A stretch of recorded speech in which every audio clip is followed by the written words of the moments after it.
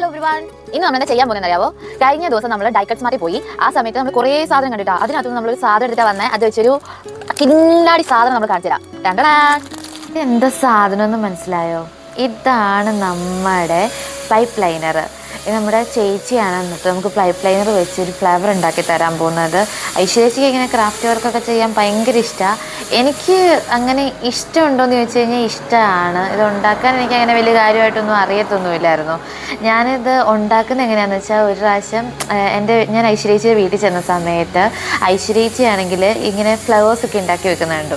അതുപോലെ തന്നെ എൻ്റെ ആൻറ്റിയുടെ മോളുടെ മോൾക്ക് ഇങ്ങനെ ക്രാഫ്റ്റ് വർക്കും കാര്യങ്ങളൊക്കെ ഇഷ്ടമാണ്. അപ്പോൾ അവൾ വെക്കേഷൻ ടൈമിൽ വീട്ടിൽ വന്ന സമയത്ത് ഞാൻ അവൾക്ക് കുറച്ച് വെറുതെ ഇരിക്കുക, കൊച്ചുങ്ങളല്ലേ, അപ്പോൾ അവർക്ക് എന്തെങ്കിലുമൊക്കെ ചെയ്ത് കൊടുക്കാമല്ലോ എന്നോർത്ത് ഞാൻ കുറച്ച് പൈപ്പ് ലൈനർ മേടിച്ചിട്ടുണ്ടായി. ആ സാധനം പിന്നീട് ഉണ്ടാക്കി എനിക്ക് നല്ല രസമായി. എനിക്ക് പക്ഷേ ഉണ്ടാക്കാൻ ക്ലിയർ ആയിട്ടൊന്നും ഉണ്ടാക്കാൻ അത്ര വലിയ പ്രൊഫഷണലായിട്ട് ഉണ്ടാക്കാനൊന്നും അറിയത്തില്ല. പിന്നെ ഞാൻ കഴിഞ്ഞ ദിവസം ഡൈക്കറ്റ് സ്മാർട്ടിൽ പോയപ്പോൾ സത്യം പറയട്ടെ, കൊറിയൻ പ്രൊഡക്റ്റിൻ്റെ ഒരു കേന്ദ്രം തന്നെയാണ് ഈ ഡൈക്കറ്റ് സ്മാർട്ട്. അവിടെ പോയപ്പോൾ കിട്ടിയതാണ് ഈ സാധനം.